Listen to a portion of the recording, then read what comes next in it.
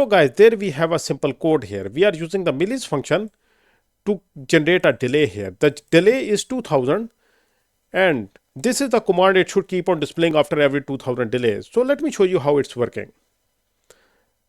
See, after 2000 it displayed this command. After 4, 6, see, after every 2000 millisecond keeps on displaying the command while the millis function keep on calculating the time.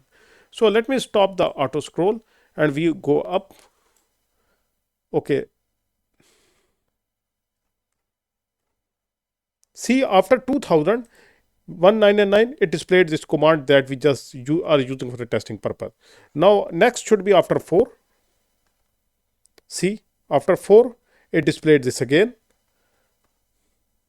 Next one after 6000 milliseconds. See, so this is how it is working. Now we didn't use delay anywhere in this circuit. We are just using the flags to end the millis function to calculate the delays. Hello guys, welcome to learning microcontrollers. In this lecture, I'm going to show you how we can generate delay in the coding of an Arduino without using the notorious delay command. So instead of using the delay command, we will be using the millis function. And you must know that the millis function uses the timer 2 of your Arduino UNO. If you are using the millis function, then the timer 2 cannot be used for other applications. And unlike the delay command, the millis function do not requires your code to be paused. The code keeps on going and the time keeps on getting calculated. It's like just like calculating the execution time, and then we use the flags to use that time to generate the delays. So guys, let me show you how to do that. So there you have your Arduino UNO. All you need is just to connect it with the computer. We will be using the serial monitor for the demonstration code. So just do this, and after that open your Arduino IDE like this. Okay, then click on file, click on new sketch, close the previous sketch. Then the next thing is save your work. Click on file, click on save. That's very important. Wait. Now the next thing is you check your Arduino is connected, the board, Arduino AVR. Okay, Arduino UNO is the one I'm using. If you are using any other like Nano or Mega, just like that over here. So in my case, it's Arduino UNO. Second is check the port 12 Arduino UNO. That's perfect. Now counter check. Go to the right bottom, Arduino UNO on CON 12. That's perfect. Okay, we have the Arduino connected. Now we can do the programming. As I told you earlier, we will be using the serial monitor for demonstration purpose. So I initialize the serial monitor using this command serial dot begin 9600 baud rate serial monitor. Okay, that's perfect. Now the next thing is we are gonna need to calculate the data. For that we use the millis command. So first thing is we need to initialize the calculation of time. So once you use the milli command anywhere in the code, the time starts to be calculated. For that we take a unsigned long variable to store the millis time. I call it current time. So this will be the one used to store the millis command initial time, calculation time. Millis, this is the command. So our time starts calculating from here. So let me show you as well what is happening. Serial dot begin, serial dot println. This is the command to use to display data on the serial monitor.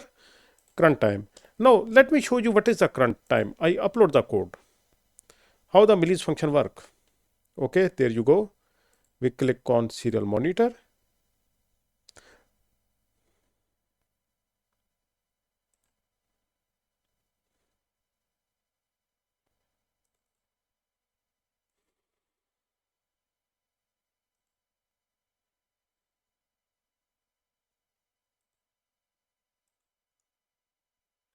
Okay, click here so we can get the time. Now see, this is the millis function working. I forgot to click here, toggle auto scroll.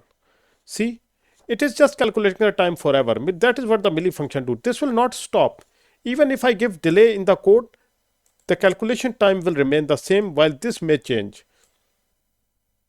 See, it is just calculating the time in millisecond. Now what we do is that we use this to generate a delay. So suppose what I do is that I write here if if I call it that my current time, this is the current time, minus, I take another variable which will be the start time. I just copy paste this, another long constant variable called start time. Now why I'm using long, this may be a question. So because we are storing the time, if I take the integer can go maximum up to 2 power 16, which is 32,000 something millisecond, or you can call it 32 secs max, while long can be 2 power 32 is equal to, that's a lot of time. You can call it a lot of time. You can just calculate. This is the times in millisecond that long can store. That's why we are using the long here.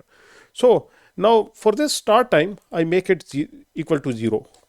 So the start time is now 0. So current time minus start time, that will be my interval time. And interval is the delay. Suppose I want a delay to be generated of 500 milliseconds like this. It will be 500 millisecond. And to test this, I write here, or I make it 5,000, 5 seconds time. Now I'm just setting up the flags here. And after that, it displays this testing, testing, testing, testing, testing, testing. Okay. Now we just upload this code and see what happens. Okay, it's done. I open the auto scroll. Now see, it is going, the time is calculated. Now see, after 5,000 it shows testing, testing, testing, testing, but this is not what we wanted. It should show this at 5,000. After that it should be 10,000. Now the point is, we didn't reset the timer. Remember, our start time was 0 for the first time. Now after that, after the execution of this command, the start time must reset. But the problem is, this do not stops. Once the millis function started, it keeps on calculating the time. For this, we use this command here. What we will do is that we will reset the start time. Instead of 0, the new start time will be 5,000. See, at 5,000, we got this command. Now, again, the next command should come at 10,000, and the next one 15, 20, 25, 30, and keeps on going forever. Always there should be a difference of 5,000, like the delay of 5,000 should only be there if there is a difference of 5,000 between the millis time and the start time. So start time needs to be updated. So we make the start time equal to the current time. So once the start time reaches current time reaches 5,000, it displays this command. After that, we need to reset the timer for the start time. Instead of starting from 0, now it will start from 5,000. So we make it start time equals to current time. Now I upload this code and we see the difference here. So it started from 0, that's perfect. After 5,000, it will display this. Oh, see, that was there. Now next one should be at 10,000. See, now the next one should be at 15,000. See, our delays are working. Now see, we gave a delay of 5,000 and we didn't use something called delay command. See, there is no delay command in the code. Now I make it like 2,000. Okay, let's just change the delay. Wait. See, at 2,000, now it will be 4,000. Now it will be 6,000. See, our delays are working. We gave the delay without using the delay command. So guys, that's how you do it. Now this is very useful, especially for the projects in which timing is of critical importance. In that type of project, this is very useful, where you are calculating the machine start and stop time, or you are calculating the load time. In that case, you always need to know for how long the machine was on or something like that. So guys, in that case, this technique is very useful. So I hope you guys learned something from this video. If you guys have any question, please do ask. We'll see you in the next lecture. Goodbye until then.